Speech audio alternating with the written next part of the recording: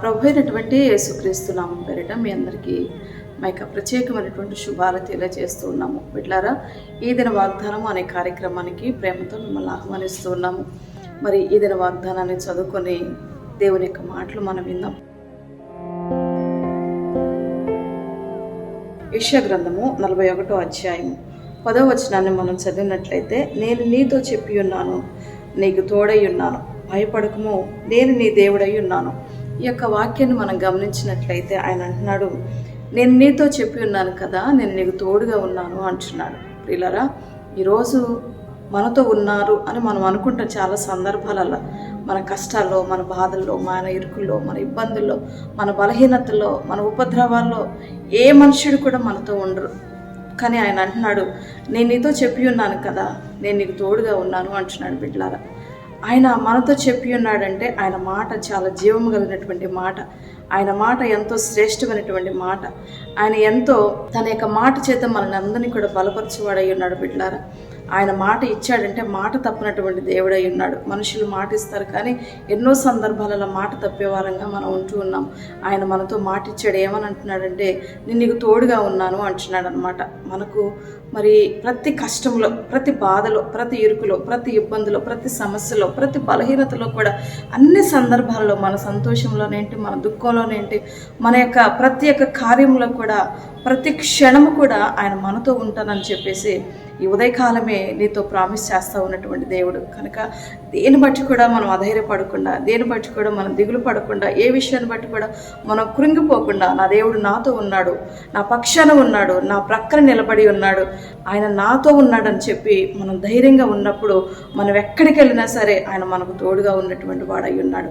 మరి మనం ఆఫీస్కి వెళ్ళినా సరే, మనం ఇంటర్వ్యూకి వెళ్ళినా సరే, మన ఉద్యోగ నిమిత్తం వెళ్ళినా సరే, మనం కాలేజీకి వెళ్ళినా సరే, మన పని నిమిత్తం బయటకు వెళ్ళినా సరే, మనం ఎక్కడికి వెళ్ళినా సరే ఆయన మనతో ఉన్నటువంటి దేవుడు, మనకు తోడుగా ఉన్నటువంటి దేవుడు, మనల్ని వెన్ను తట్టి బలపరిచేటువంటి దేవుడు, మనకు ధైర్యం ఇస్తున్నటువంటి దేవుడు. బిడ్డలారా, ఎవరు నాకు తోడు లేరు కదా నువ్వు అనుకోవచ్చు. నా భర్త నాకు తోడుగా లేడే, నా బిడ్డలు నాకు తోడుగా లేరే, నా ఇరుగు పొరుగు వారు ఎవరు నాకు తోడుగా లేరే, నా అన్నదమ్ములు కానీ, నా అక్క చెల్లెలు కానీ, నా తల్లి కానీ, నా తండ్రి కానీ ఎవరు నాతో లేరని నువ్వు అనుకోవచ్చు.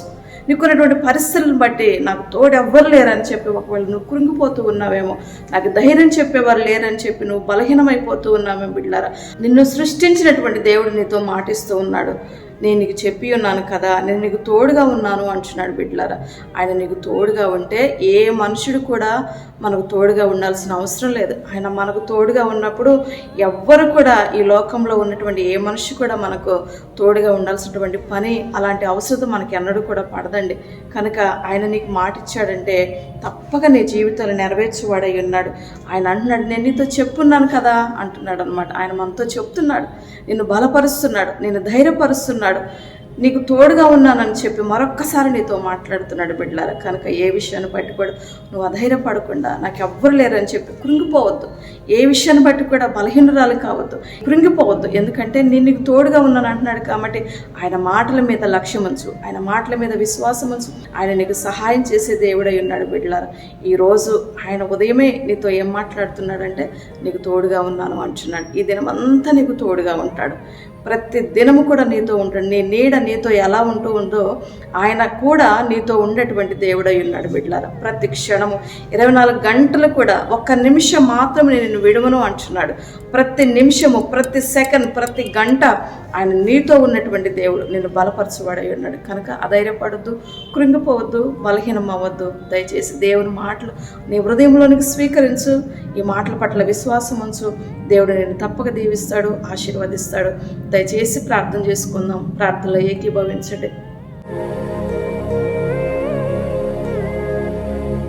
ప్రేమ కలిగిన మా తండ్రి, నమ్మకమైన దేవా, నీకు వందనాలు చెల్లిస్తున్నాను ప్రభా. ఈ ఉదయకాలం అయ్యా, ఉదయాన్నే నువ్వు మాకు మాటిస్తున్నావు ప్రభా. నేను నీతో చెప్పి ఉన్నాను కదా, నేను నీకు తోడుగా ఉన్నాను కదా అంటున్నావు ప్రభా.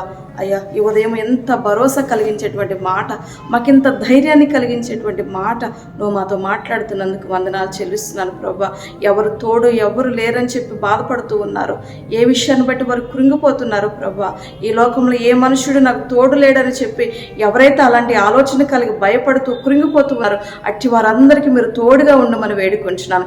ఈ దినమంతా నీ కాపుదల ప్రసాదించండి. ఈ దినమంతా నీవే వారికి కంచిగా ఉండమని వేడుకొంచున్నాను.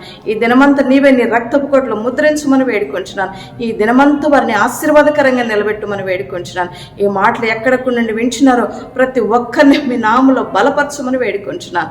దీవించి ఆశీర్వదించి మీ నామనికి మహిమ తెచ్చుకోమని ప్రతి ఒక్కరిని కూడా నీ హస్తాలకు అప్పగిస్తూ యేసు పరిశుద్ధ నామాన్ని బట్టి ప్రార్థించి స్తుతించి అడిగి వేడుకొంచున్నాను తండ్రి. ఆమేన్. ప్రియులారా, మరి ఈ దినము మీ యొక్క జన్మదినము చేసుకున్నట్లయితే, ఒకవేళ ఈరోజు మీ యొక్క వివాహ దినోత్సవం అయితే మీ అందరికీ కూడా ప్రభు నామన శుభాకాంక్షలు తెలియజేస్తున్నాము. ఈ సంవత్సరం దయాకిరీటాన్ని మీకు దేవుడు ధరింప చేసినందుకు దేవుని స్తుతిస్తూ మీకు శుభాకాంక్షలు తెలియజేస్తూ ఈ నా మాటలు ముగిస్తూ ఉన్నాను బిడ్డలారా. మీ అందరికీ వందనాలు. Praise lord.